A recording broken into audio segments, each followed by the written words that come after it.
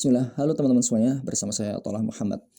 Saya pengen sharing sama teman-teman semuanya, semoga teman-teman sehat selalu dan dalam lindungan Allah Subhanahu wa taala. Saya ini berpikir bahwasanya bentuk interaksi kita terhadap Al-Qur'anul Karim kan ada kurang lebih ada 5. Satu itu mendengar. Ya, bahwasanya dengan wasilah mendengar kita bisa mendapatkan rahmat Allah Subhanahu wa taala. Wa idza quri'al Qur'anu fastami'u lahu wa ansitu la'allakum turhamun. Dan yang kedua adalah membaca.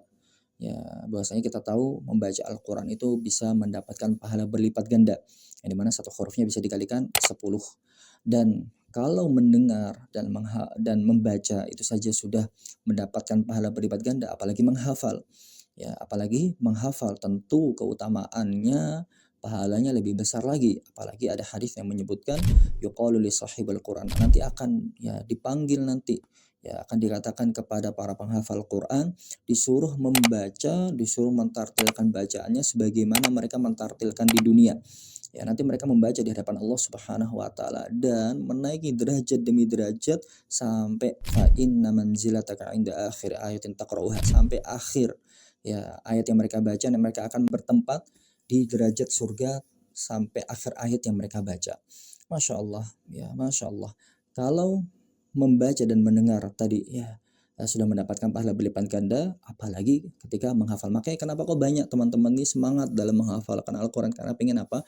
Mendapatkan derajat yang tinggi di surga. Tapi pertanyaannya, apakah Allah Subhanahu wa taala dan Rasulullah Shallallahu alaihi wasallam mengajarkan kepada umatnya itu hanya menjadikan Al-Quran cuma sekedar dibaca, didengarkan dan dihafal? Tentu tidak.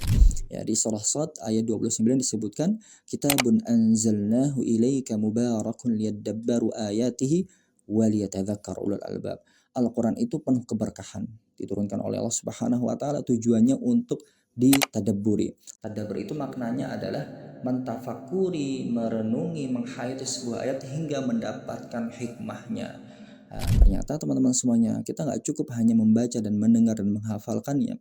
Kalau kita pengen Al-Quran itu berdampak pada kehidupan kita, ya kita bisa menjadikan itu hudan, karena Al-Quran itu kan hudal lil muttaqin, petunjuk bagi orang-orang bertakwa. Maka harus melatih proses perenungan sehingga kita mendapatkan petunjuknya, sehingga kita mendapatkan hikmah ayat yang kita baca. Makanya di surah Al-Fatihah kan Al-Fatihah itu kan diperintahkan kepada kita di setiap sholat untuk dibaca. Sholat nggak sah kalau kita nggak membaca surah Al-Fatihah. Tapi pertanyaannya, apakah Al-Fatihah itu cuma dijadikan bacaan saja dalam sholat, dan maksudnya cuma hanya sekedar dibaca? Tentu tidak. Tentu ada hikmahnya. Akan